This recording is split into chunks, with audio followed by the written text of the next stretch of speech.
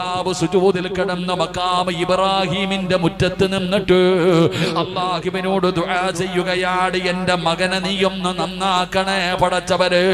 ആ ഉപ്പ എഴുന്നേറ്റു. ആ ഉപ്പ എവിടെന്ന് എഴുന്നേറ്റു. ഞാൻ എവിടെന്ന് കയ്യിൽ പിടിച്ചു പരിചയപ്പെട്ടു. ആ സമയത്ത് ആ ഉപ്പ പറയുന്നു, ഉസ്താദേ,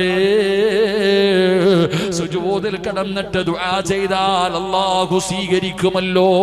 അതുകൊണ്ടാണ് ഞാൻ ഈ വെയിലത്ത് ഇവിടെ കിടന്ന് സുജൂദിൽ കിടന്ന് ദുആ ചെയ്യുന്നത്.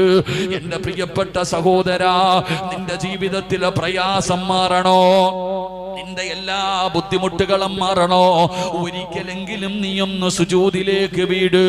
എല്ലാ അവയവങ്ങളും സുജൂദിൽ 7 അവയവമാണല്ലോ. ഈ അവയവങ്ങൾ മുഴുവനും അല്ലാഹുവിന്റെ മുമ്പിലേക്ക് നീ താഴ്ത്തി അങ്ങ് വെച്ചിട്ട് ആ സുജൂദിൽ കിടന്നുകൊണ്ട് അല്ലാഹുവോട് പറ, മാ യകൂനുൽ അബ്ദു മിൻ റബ്ബിഹി വഹുവ സാജിദ്